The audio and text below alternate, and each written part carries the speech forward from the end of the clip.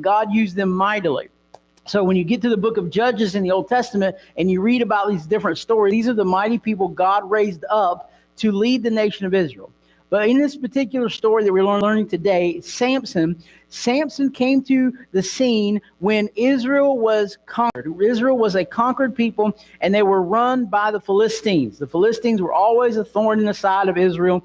Well, this time the Philistines had control over Israel, and this is the time where we come around this guy named Samson. So today I'm going to do my best to cover the story of Samson. There's a lot of reading today, so I hope you have your ears on, but I promise my best I'll do it fast. But I want us to get in here and learn this story. As always, if you have your Bible, you can follow along, or it'll be on the screen behind me. My notes are in the app, so if you want to get the app, you can get all my notes there. So are you ready? All right, okay, let's go. In Judges chapter 13, verses 1 through 5 is where we find the story of how Samson came to be. It says, "And the children of Israel did evil in the sight of the Lord, and the Lord delivered them into the hand of the Philistines for 40 years. And there was a certain man of Zorah and the family of the Danites, whose name was Manoah, and his wife was barren, and bare not. And the angel of the Lord appeared unto the woman, and said unto her, Behold now, thou art barren, and bearest not. But thou shalt conceive and bear a son. Now therefore beware, I pray thee, and drink not wine, nor strong drink, and eat not any unclean thing. For lo, thou shalt conceive and bear a son, and no razor shall come on his head, for the child shall be a Nazarite unto God from the womb. And he shall begin to deliver Israel out of the hand of the Philistines." So Samson was a miracle given to a barren woman and her husband, and God said this is what's going to happen, but he put a specific thing on Samson. He said Samson was to be a Nazarite his whole life. Now, being a Nazarite and being under a Nazarite vow didn't mean that you were just from Nazareth. A Nazarite vow was something that people took to themselves, usually for a period of time back then. It was a time of devotion unto God, and it's where you restricted yourself from certain things. We would kind of link it up to like fasting today, where we take a time of our life and we separate it. But Samson was to live under a Nazarite vow his entire life. But let me tell you what that means, because it's important to the story to understand. A Nazarite vow meant no cutting of your hair. That wouldn't be a problem for me. I don't have any. So no cutting of the hair, no drinking of alcohol or wine, meaning any kind of grape juice from the vine, nothing. That's what wine was called back then, grape juice and alcohol. There was no, you couldn't do that your whole life. So Samson said none of that, or no eating any unclean things. So a Nazarite vow had those three aspects. You couldn't cut your hair, you could not drink juice or alcohol, and you could not eat anything that was unclean. Those were the vows that Samson had to live his whole life. God said, if you do this, that great things are going to happen. So that's where we find this story. Now, Judges chapter 13, verse 24 and 25 says, "And the woman bare a son and called his name Samson. And the child grew, and the Lord blessed him. And the Spirit of the Lord began to move upon him at times in the camp of Dan between Zorah and Eshtaol." Now, we're going to go right into chapter 14. Verse 1 through 3, it says, "And Samson went down to Timnath." Now, this is when he was a grown man, "and saw a woman in Timnath of the daughters of the Philistines. And he came up and he told his father and his mother and said, I have seen a woman in Timnath of the daughters of the Philistines. Now therefore get her for me to wife. Then his father and his mother said unto him, Is there never a woman among the daughters of thy brethren, or among all my people, that thou goest and take a wife of the uncircumcised Philistines? And Samson said unto his father, Get her for me, for she pleases me well." Now, Samson, we just read the prophecy. Samson was given, he was a miracle baby. God said, I'm going to have he's going to be a deliverer for Israel. He's going to help balance the tide between the Philistines, to get the Philistines out of controlling Israel. And he says, but this is the way he has to live his life. And when he becomes a grown man, all of a sudden he's like, you know what? I want a wife, but I want a Philistine as a wife. Right? Bad news. And his parents pleaded with him, is there not anybody in Israel? Is there not anybody who's an Israelite that you could marry? And Samson said, nope, I want her. Which brings us to our very first lesson today. Carnal desire doesn't make good decisions. Samson saw her, and she must have been a pretty little thing. And he said, I don't care. She's pretty. I like her. I want her. I don't care that it's bad news that I'm linking up with the enemy and I'm linking up with our oppressors. I want her, so I want it. I don't care. I want it. And the problem is, a lot of times we live this life and that's our desire. We don't care. We just want what we want. Especially in the day we live today. There's a lot of people, a lot of Christian people who are in churches all over the world this morning, and they are living their life. I don't care what it costs me. I don't care if it's not the right thing to do or the best thing to do. I want it, so give it to me.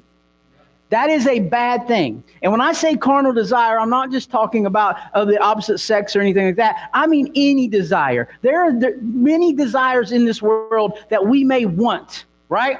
I want $1 million. Who doesn't? Right? I want $1 million. But I can't say, well, you know who has $1 million or some money? I can go to the bank and I can hold them up and rob it and get me money, right? That's a desire. If I follow that desire, I'm going to end up in jail. That's not a good desire. Or I could say, some of y'all got money. Maybe I can, hold you up in the parking lot and take everything you got. That may be a desire of like, yeah, I want your money to be my money. I can't follow that because it's not good. It's not something I'm supposed to do. And I can't live my life of just, I want it, so give it to me. This was Samson's attitude. Samson was like, I don't care. I want it. Get it for me. Do what I'm telling you to do. And his parents obliged him. In Judges 14, 4-6, it says, but his father and his mother knew not that he was of the Lord, and he sought an occasion against the Philistines, for at the time of the Philistines had dominion over Israel. We said that. They're oppressed. Then went Samson down, and his father and his mother to Timnath. Now, that's the town that this woman was from. She was a Philistine in this town called Timnath. And listen to this. And he came to the vineyards of Timnath, and behold, a young lion roared out against him. And the Spirit of the Lord came mightily upon him, and he rent him as he would rent a kid. And he had nothing in his hand, but he told not his father or his mother what he had done. Okay, get a hold of this. I already told you Samson had restrictions on his life if he was going to be used of the Lord. He couldn't cut his hair, right? That was one of them. He couldn't drink anything from the vine, alcoholic or not, and he couldn't eat anything that was unclean. And he says, I want this. I want this woman, and she's from this town called Timnath, and Timnath was known for being right smack dab in the middle of a vineyard. How many of you know that's not a good place to be?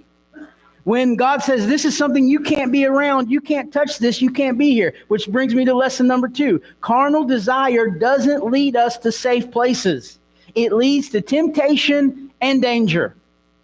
Samson said, this is what I want. His father and mother said, okay, let's go see her. She lives in the middle of a vineyard. Not good, Samson. You're not allowed to have any of this. And oh, by the way, when you're here trying to meet this woman, you have to have a lion comes out, and he has to kill a lion. That's what carnal desire can do to your life.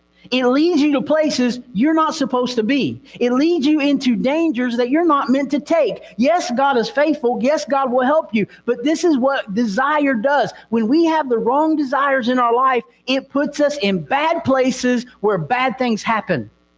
Amen. And if you can testify to any of this, I know in my life, when I wanted to do what Chad wants to do, there's a lot of times I look up and I say, how in the world did I get here? Right? Because I made bad choices and bad decisions, and now I'm facing stuff I shouldn't face. Now, God helped Samson. Samson rend the lion. He did. He killed the lion, right?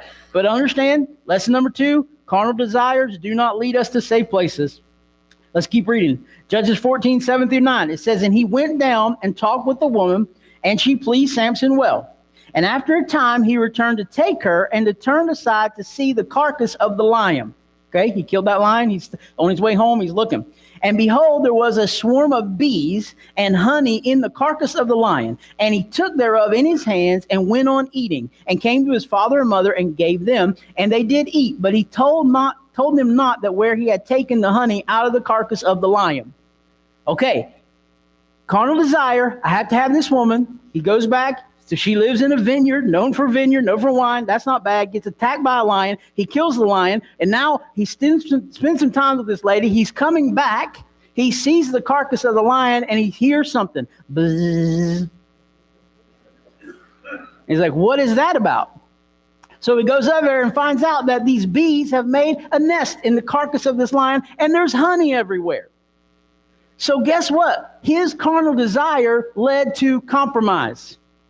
Because what were the three things Samson couldn't do? Couldn't cut his hair, couldn't drink of any of the wine, and he couldn't eat anything that was unclean. Couldn't eat of it.